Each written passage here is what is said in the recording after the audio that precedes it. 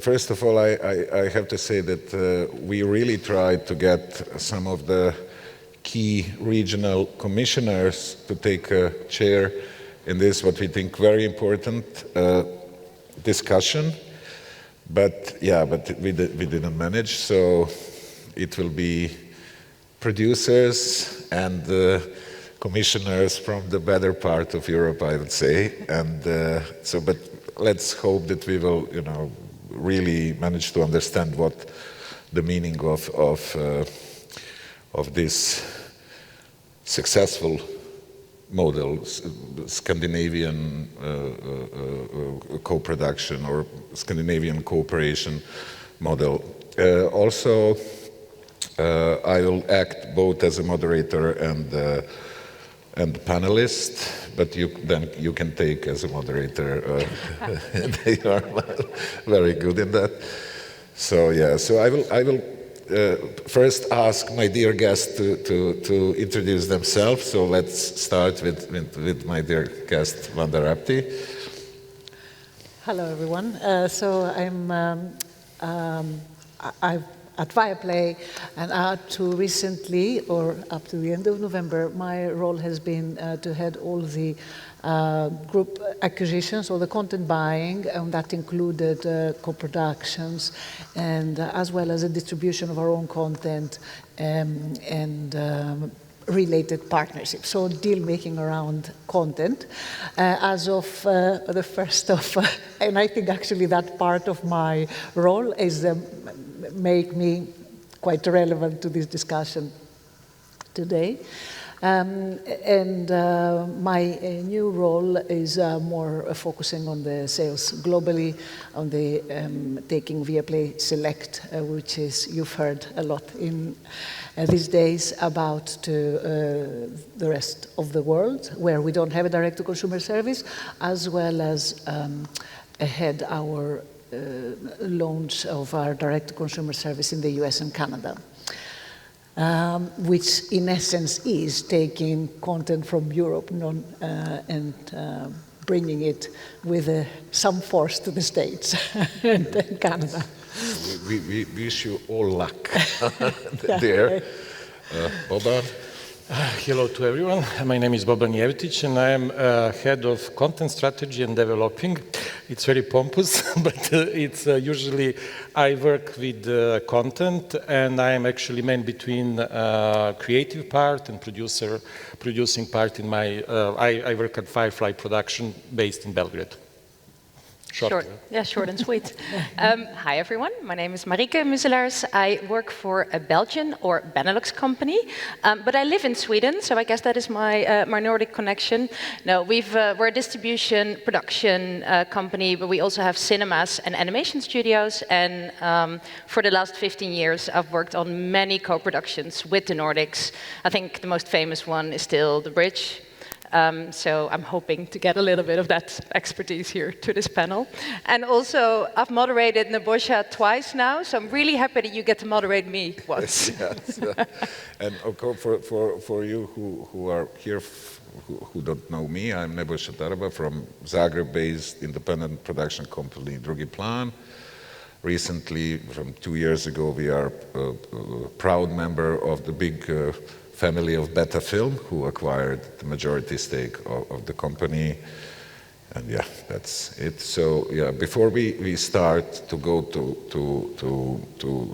Nordic or Scandinavian model, I will just give brief overview of the present situation in the region. In the region, we still don't know how to properly call. Someone insists on the Western Balkans, someone only Balkans. For someone, we are Southeast Europe.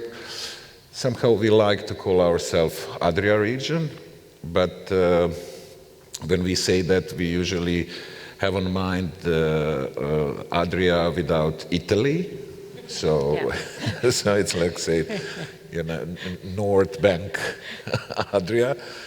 So, and I can say that a lot of interesting things are happening here, especially, let's say, that breakthrough moment we can mark 2016, and I think that we all agree about that when we made really kind of first steps out on a global market and started to get in focus of at least some of big international players. Since then, even during the pandemic time, we had a quite intensive TV production in the region, and I have to say that so far we are doing quite good, even better than, let's say, our regional film production. And I'm not really don't want to be mean when I say that. It's true. But we have a kind of different capacities. Croatia produce 2 to 3 titles per year. We can consider as a high-end production. Serbia is really in some strange state of hyper-production. There was years when you produced more than Netflix annually, like 35. 35, wow. Yes. But we have a kind of waking up in Slovenia recently. They are getting more and more, but also quite modest. But again, I would say in accordance with both kind of creative and production capacities of the market.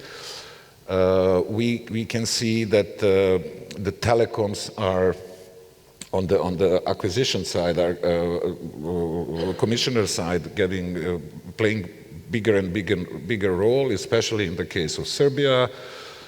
In Bosnia and Herzegovina as well, they invested last year almost 15 million euros, if I'm not wrong, which is a lot of money for this market.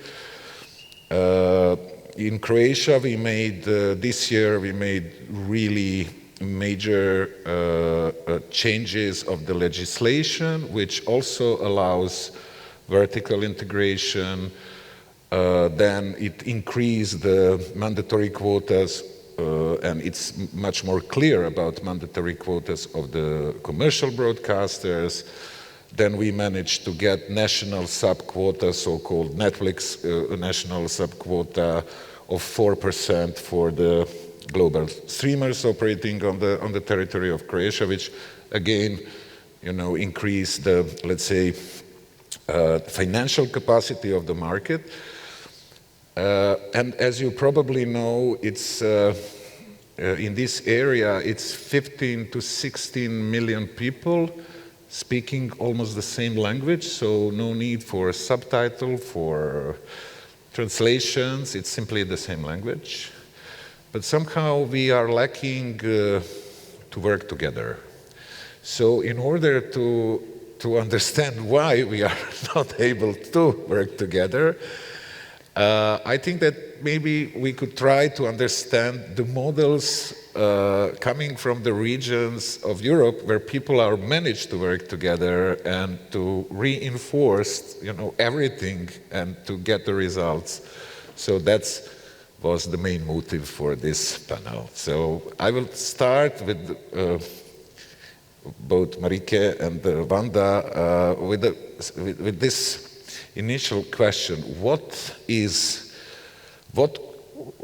how you would explain a Scandinavian model, and why you think it's so successful? Or yeah. Just a question. Yeah. I have so many follow-up questions straight away, don't you, for him? Shall I start? Yes, please. Yeah. I think if you take it back all the way to when the show started to get successful, it's not so much about co-production, it is more about a focus on the writing, putting a lot more budget into the writing process, making sure that development was completely done by the time they started shooting, so much more that model. Also putting more money into the budget, obviously.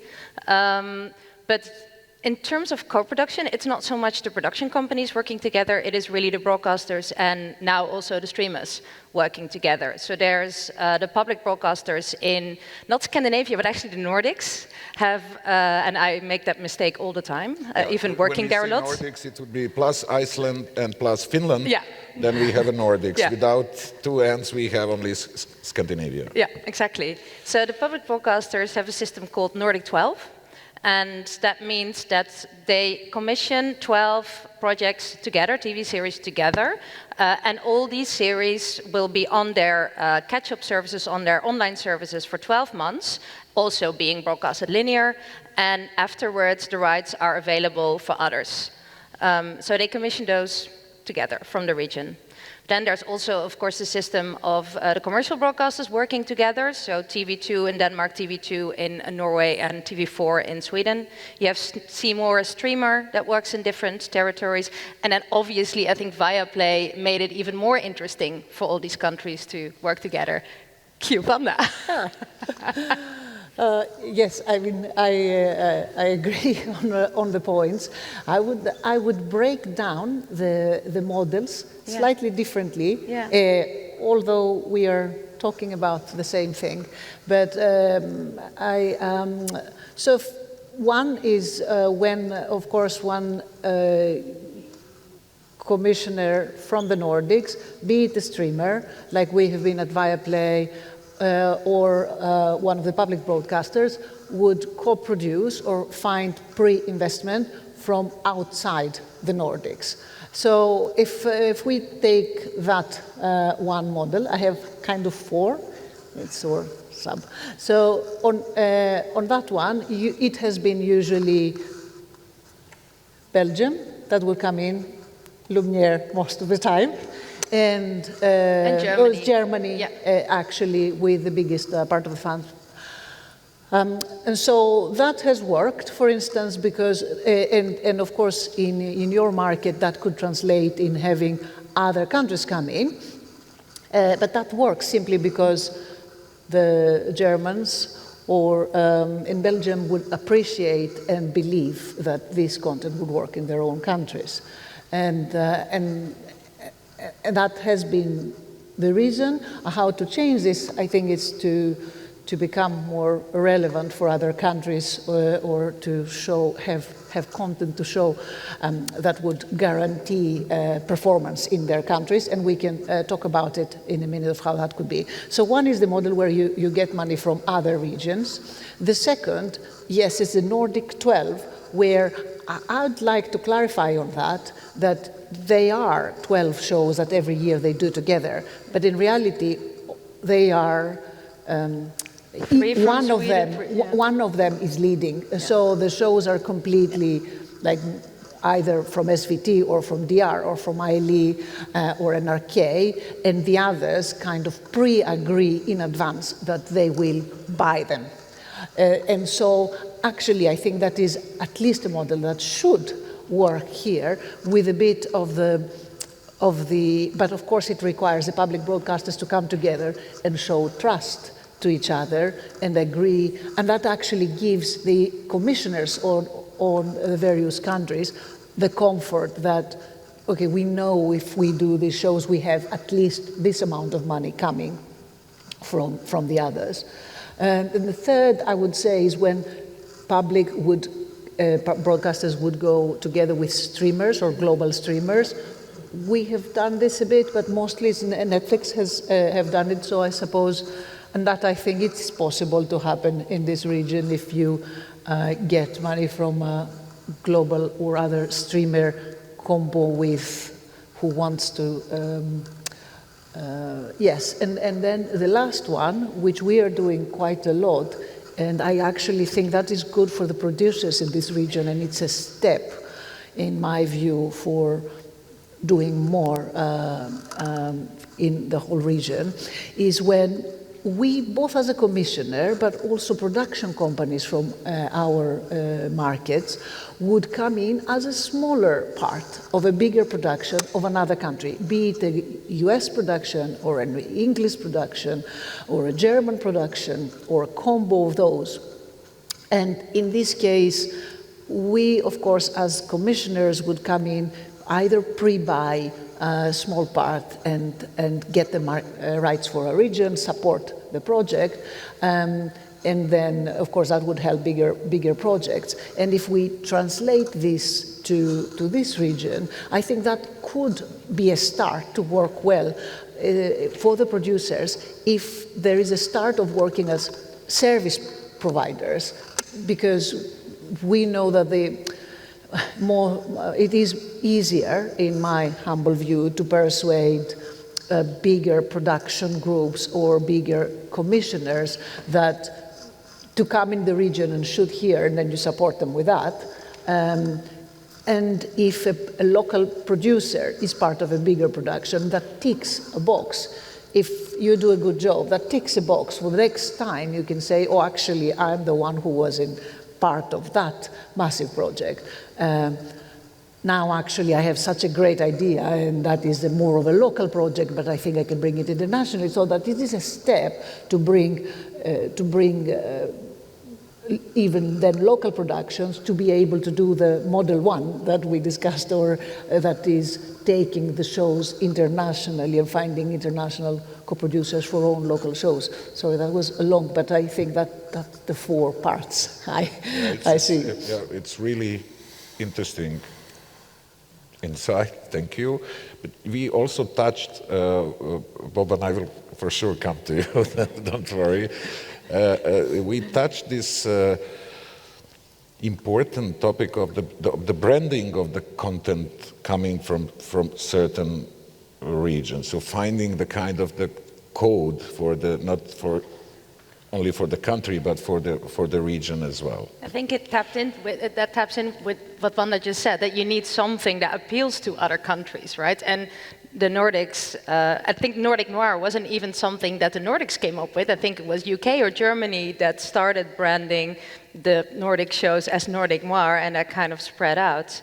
But it was also a quality stamp, right? At a certain moment, because of The Killing and Borgen and the Bridge, there was this idea that, like with the books from Scandinavia, like with design, like with fashion, because it was part of a whole wave, basically, that these shows were good. Everything from Scandinavia or the Nordics had this quality stamp.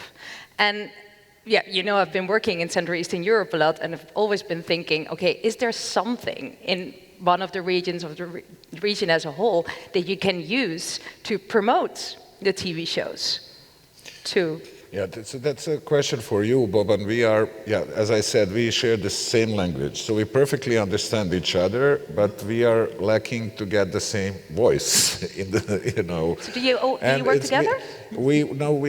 Speaking as the people from this region, you know, and we will hopefully work together.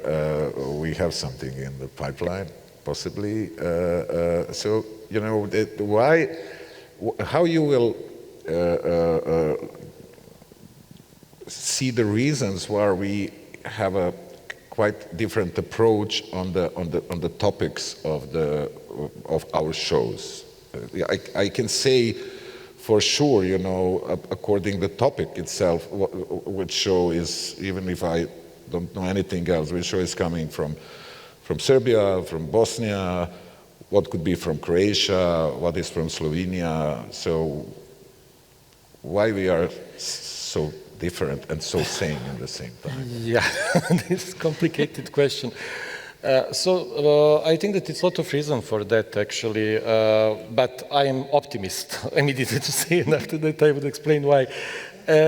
I think that, first of all, of course, we have very different history than Nordic country between each other, and we have relatively recently war here, so politics is really still very strong, and you know, from the major politics, it's very easy come, you know, it's a situation between our financier, you know, like national broadcaster, how they would cooperate, for example. This is only one example.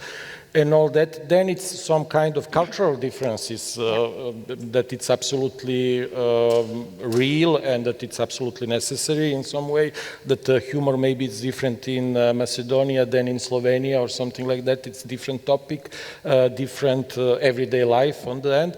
But what it's important, and I would back on the optimistic side on that, that actually majority of experience, majority of this cultural experience that we had when we was living in the same country, it still exists in some way.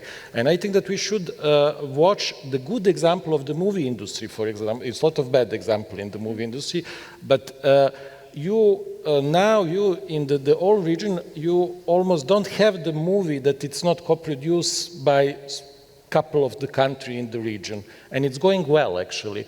With the film institute or film center or film agency or something like that, and now we are really like in position. I think in northern country it was early 2000 or something like that when broadcasters start to be interesting to how to say, legitimize their privilege through the good content in some way. In that way, and they start to looking quality. And what you said, Marika, and I think that it's a basic, when it's something good, for example, like the paper, or we had Family, or I don't know, other TV series, immediately it spread in the region. Yeah. Immediately everybody want to watch this TV series. So Yeah, I mean, when you mentioned the film, of course, but in a way, you know, the producers are quite detached of the content. The way it's distributed at the end, the cinema distribution, again, it's a bit, you know, here, as I said, unfortunately, we don't have a commissioners here, we don't have representatives of the broadcasters who have to sit together and make decision. We tried together with Ivana. In that time, Ivana Mikovic was in a position of commissioner. She really wanted to establish cooperation between two public services, because we think that's the key, that will be the key moment which will change everything when Croatian public service and the Serbian public service will sign a deal and say we are going to make it together. But still, it seems right now that other players, I mentioned telecoms, are taking advantage of this situation. So right now you are in position that your company actually produce series in Bosnia. It's a Sarajevo story, and it's financed by Serbian Telecom. So can you tell us something briefly about it?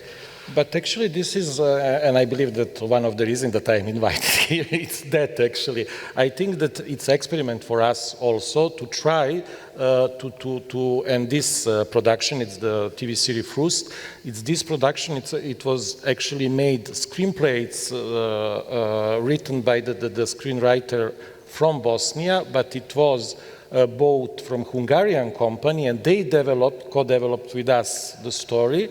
And then we come back to we didn't want, let me say, we were thinking that the most important that story is organic from this part of the world. So we could pass this screenplay to happen in Belgrade, but it wouldn't be authentic. So we take risk, and we said, let's try to make this where it was original. So it will be in Bosnia, and we believe that it's enough universal story that it could work in Serbia also, and even in the region. And then, of course, like some kind of guarantee, we attach Dani Stanovic, Oscar winner, to direct these things. So it would be even possible to sell abroad by his name, and so this was calculation in some way, and we present it like that to Telecom, and Telecom back up immediately when we present it like that. It's interesting, and I also have to say that actually it was brought to you by Hungarian creative producer who came to Serbia to made Bosnian script, which was brought to him. So it's kind of really showing us a path how it could be done.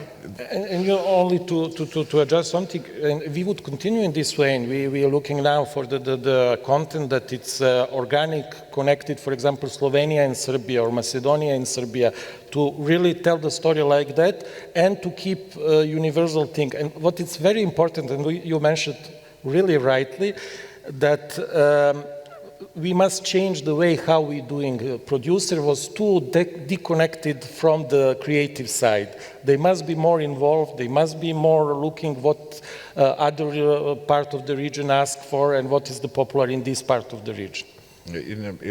Just in order to explain, I mean, the cooperation exists, and it's on a daily basis, and some of the busiest actors in the Serbian series are coming from Croatia, even directors, and the opposite, and but as I said, still there is not a system. We have one big regional player, which is actually covering all territories from Slovenia even to Bulgaria, if I'm not wrong. It's a United Group with the United Media as a TV part of it, but even them are still hesitating, to make something which would be really kind of regional, kind of, which will really reflect kind of, I hate to use this word unity of the region, but yeah, it's kind of, let's say, common creative idea and goal.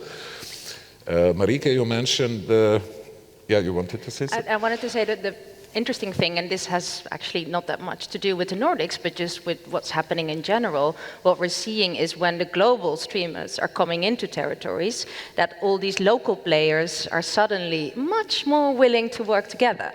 So that is also something that might just happen organically, eventually. Well, I personally had a chance to talk a lot with the different global streamers who were, most of them didn't understand, for example, this fact that it's not 3.8 million people in Croatia, 7.5 million people in Serbia, that these are different countries. When I say it's the same language. It is the same language. That's actually not the case in the Nordics. Maybe not everybody knows. And that's not even case in Nordics, and even in Scandinavia there are differences. Yeah, the Swedes don't understand the Danes understand the Norwegians understand. It's not so simple. Yeah, so they need subtitles, and don't even talk about the Finns in that sense. So you have an advantage. Yeah. Whether you wanted to add something? Yes, that the shows would not have to be completely as valuable in every market. That might be an extra stretch. But the fact that one market would be the main commissioner and the others would accept to, for lack of a better word, say, use the show on their schedule and make something out of it, with paying much less than, of course, the main commissioner, I think that is a start.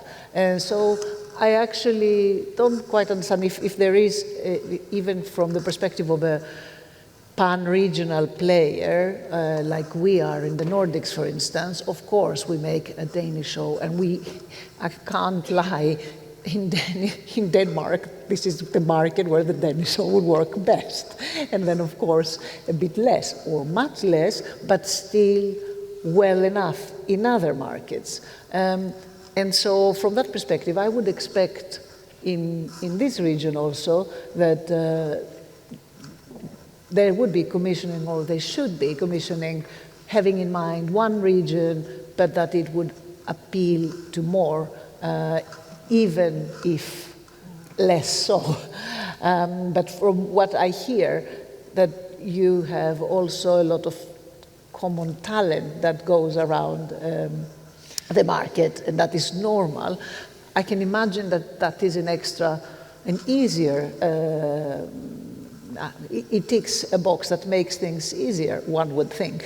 It's actually a question, like, are Croatian shows successful in Serbia and the other way around?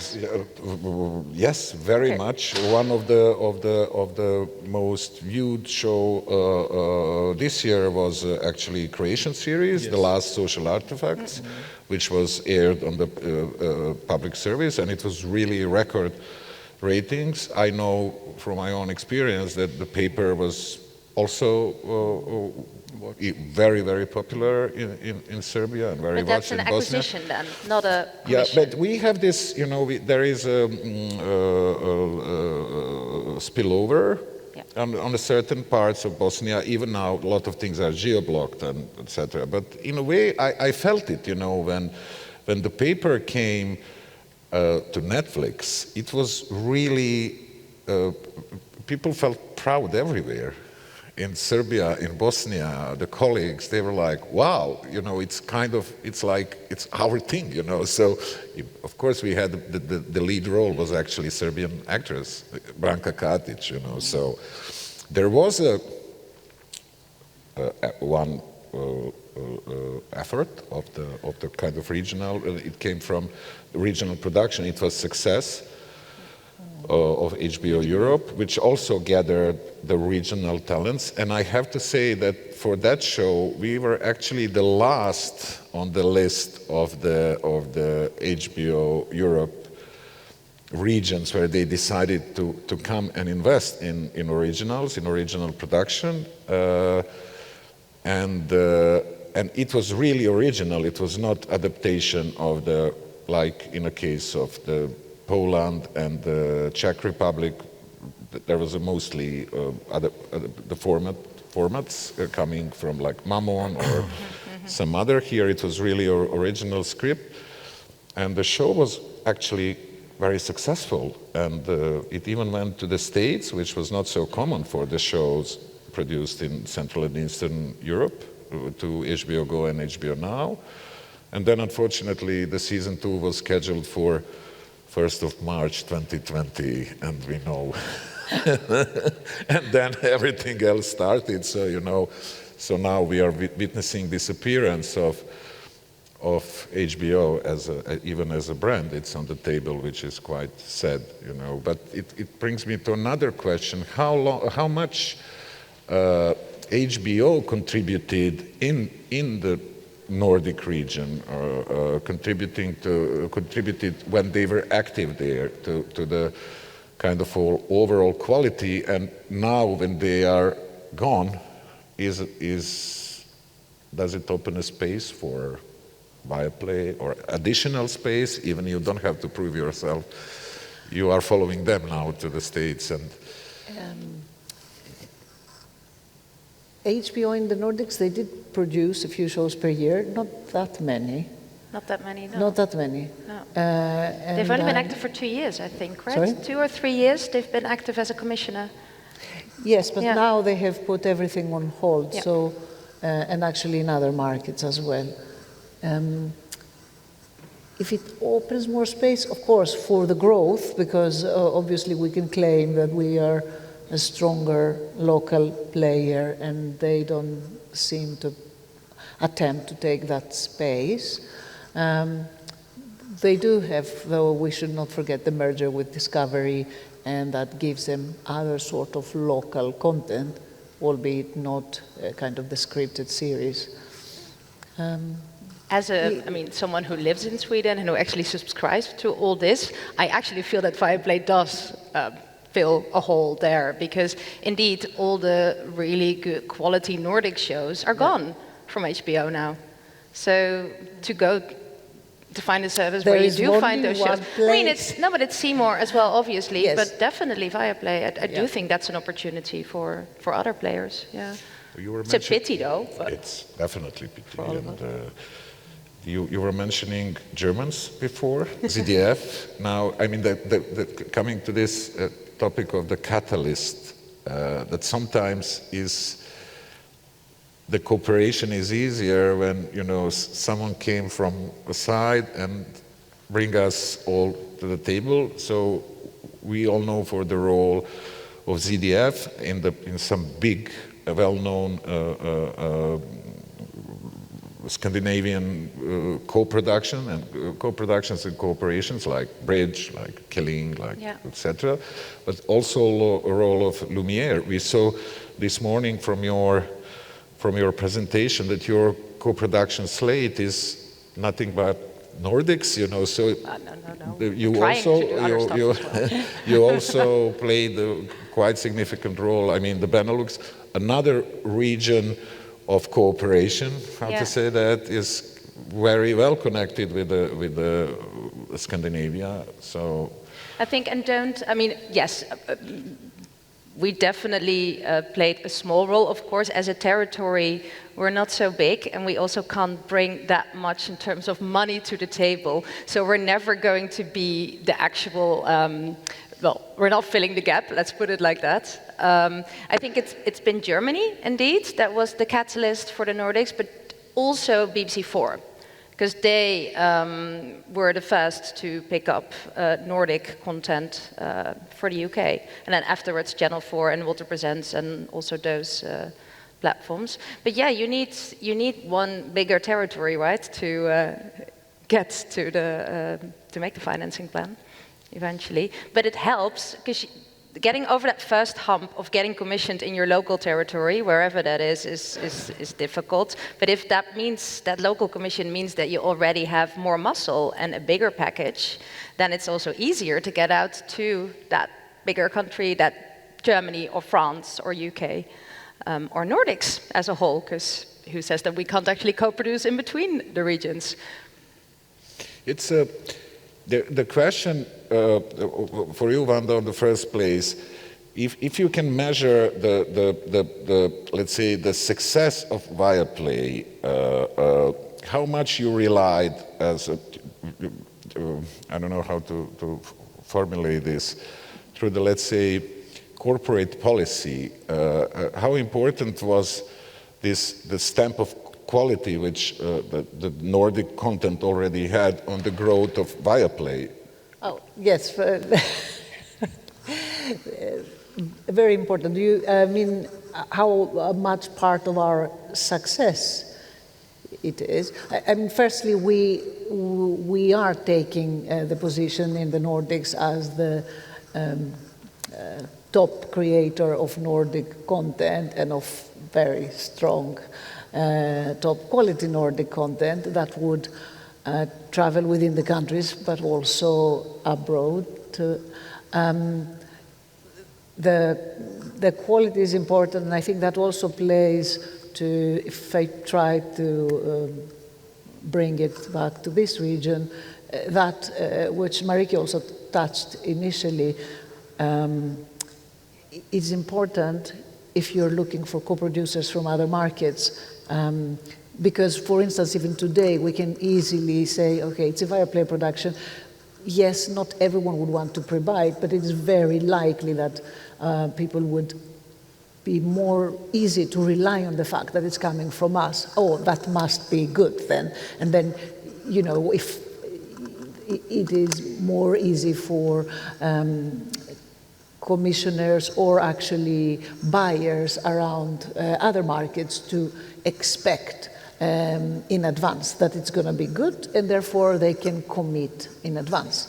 And so to achieve this here, you need to create that quality guarantee, that stamp that actually, you know, if it's coming from a Croatian public broadcaster and this producer who has done what such and such show, it must be good. And of course, so, you know, that is a trust that needs to be created, and that obviously takes time. And for us, it has been very important in the co-production. And actually, it is also important today when we are going in other markets and trying or finding partners who want to take a lot of our content in one go. I don't think that is easy, or that it has happened before with the normal way of distribution. And I think that comes from the fact that, okay, it is a Viaplay show. That it's more easy to believe that it's going to be okay, because we make that investment for our many million customers in Europe, so we have good reasons to take care of it. Yeah, that's important. Yeah, definitely. And we do that on a super small scale as well. You know, you have all these really good Nordic shows. Now we have this amazing crime show from Croatia. You like the Nordic shows? Come on, give this a try, right? And so it's trust, and it's people trusting you as a curator in a way, and hopefully you'll lure them into watching more and more from another region. Yeah. I suppose that is a very good point also, and I wanted to mention that, yes, of course, you might not get a commissioner, or you might not get immediately ZDF, or, I don't know, the BBC or Channel 4 to jump in on a Croatian or Serbian production, but if you were to persuade Marike, for instance, that this is good, I mean, there is another type of trust that Lumiere would have in the market with the singing of the song that, of course, we know how to choose good shows. Trust me, this is a good one. And that goes also with, yeah. So it could be I a nice shortcut to Scandinavian market as well. So I mean, through Lumiere, you know, I wouldn't mind personally. And from our and perspective, I hope it will happen. Yeah. So. But I mean, how are we going to convince the Commission is here? Because in the end, that was the... Yeah. But I want to, you know, so another advantage, I mean, we all live in Europe, and we are really, you know, witnessing the great examples of the cooperation, and it is somehow, let's say, sponsored by the politics, you know. We can't escape politics in any, at the end, discussion about things. We see these great things, what the biggest European public service, EDF, is doing with the French public service. Now other public services are joining with the Arte. It's spreading. It's like, on the other side, Boban, we really clearly know that, you know, if the state policies decide, you know, that the leading people of Croatia and Serbia say, okay, let's work together, then it won't be any problem. We will set up the best possible platform to work together, and maybe. So is it a bit kind of humiliating? Do you feel bad generally, you know, that we depend so much on a daily politics, you know? But you know, you depend, you know, my generation especially, we used to depend on politics and to listen what politics think about that, and you should work against politics in some way. You should continue to, and I think that people from our industry, it's the best to connect each other, and because that it's very important festival, working together, exchange of talents between each other. So I think when the climate start to be good for cooperation would be very natural, and you're totally right, it would be very fast in some way. But I think that what Vanda said, that quality, actually guarantee of quality, it's our ticket to be present with our project in all region. If they know that we produce, like your company or my company, I don't know, 5 or 6 good shows that sell abroad, they would be more prepared to risk. I speak about telecom or about public broadcaster, about everybody. Even I see we sell some of the TV series abroad, and now these people ask what you have new. Yeah. Give me what is your project. I want to know in advance. And I think only it's a long road. They already passed this. we just started in that. So I think that we should be a little bit more patient and to work, to continue to work. I will tell this more as a kind of anecdote. Last year, I was on, this year actually, in March on Series Mania, there was a Cinelink drama as an industry part of Sarajevo Film Festival dedicated to TV production, was having the kind of the regional showcase, presenting, you know, what's happening here and what's coming from here.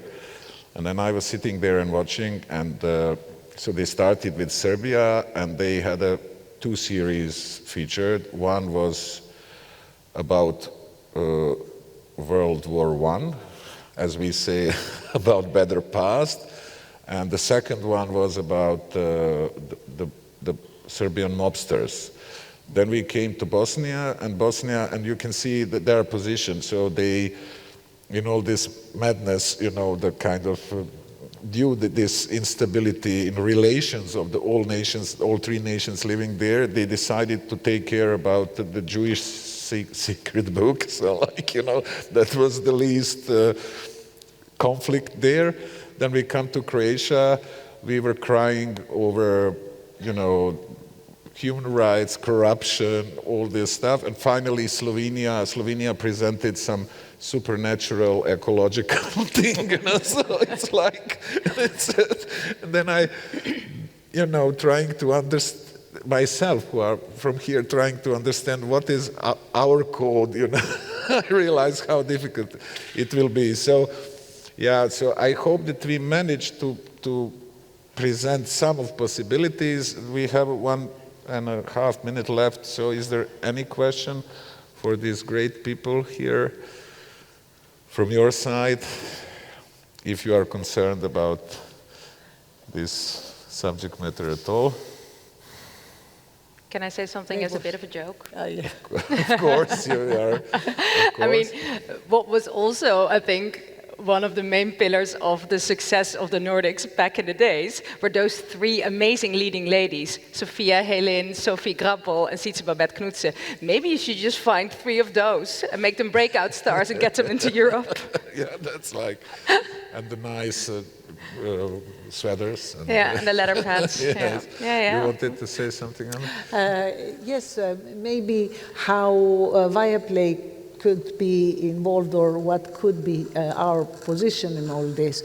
If there are shows that, we either commission shows that are aimed for one of our markets, which of course can be used elsewhere, or we pre-buy strong shows that have some good potential in our markets. And if there is any relevant show for our markets, then of course we would look at it, and in which case we would likely acquire rights for other markets, which makes us a good possible partner, because obviously we can come with kind of fees from a wider range of markets. We could also take global distribution with that, but the prerequisite is that we want it for Viaplay for one of our markets. It's a good show for us. And then the other, the pre-buy case, again, if it's a strong show that we can believe that it would do well, then we could do the same model and be part of some of your productions here. So. Okay, I'm nicely warned that I have to shut up. So thank you all. Thank you for your attention. My dear guests, thank you for being here. Thank you. Yeah, that's it.